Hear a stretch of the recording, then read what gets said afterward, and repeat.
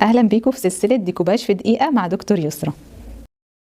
ما تيجي نتعلم نعمل اسهل تابلوهات في الدنيا. نعمل قطقية العسل دول. جبت التابلوه صغير واسسته باللون الابيض البلاستيك العادي وصنفرته نعمته كده، بعد كده اديته الورنيش. نعمل تابلوهات عسوله كده رمضان، ممكن كوسترات نحط عليها الحلل، عليها مثلا حاجات رمضان. اديت رشتين ميه كده على الورقه واتاكدت ان انا لازقاها كويس ما فيهاش اي كرمشه. بعد حطيت الكيس وعملت بالكارت، ولما نشفت ابتديت صنفر الاطراف. ممكن بقى صنفرها يدوي زي دي بالصنفره خشنة 60 100 كده، وبعد كده بصنفرة أنعم شوية نعمها. وممكن عندنا جهاز الميني كرافت ده، فقلت أعمل بيه عشان كان الأوردر كبير شوية وكنت الحاجات كتير عليا، فعملته بالميني كرافت وصنفرته. كان أسهل كتير بصراحة من الصنفرة اليدوية. مش عايزة أقول لكم أنا خدت قد إيه كمية تريقة على التابلوهات دي وأنا بطبعها في المكتبة.